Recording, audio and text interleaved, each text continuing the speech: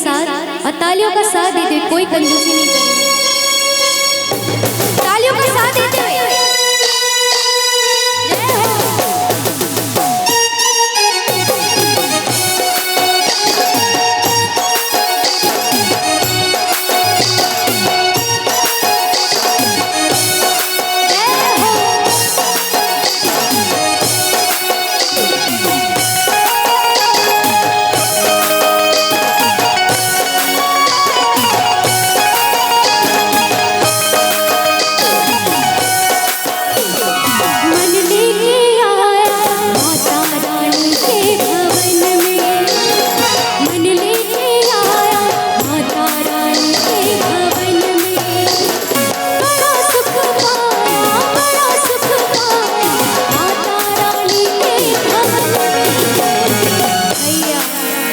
अच्छा ऐसे मनाइएगा माँ को क्या?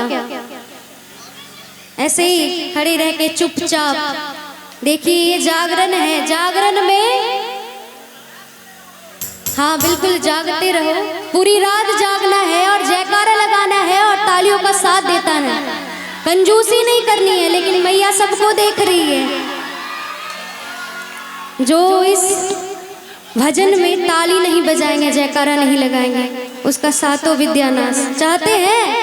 नहीं ना? बोल दे सच्चे दरबार की। और कंजूसी नहीं करेंगे कोई। तालियों का साथ देते हुए हो बड़ा सुख पाया, बड़ा सुख पाया माता रानी के भवन में, मन लेके आया माता रानी के भवन में, मन लेके आया माता रानी के भवन में। जय जय माँ अम्बे माँ, जय जय माँ जगदम्बे माँ, जय जय माँ अम्बे माँ, जय जय माँ जगदम्बे माँ।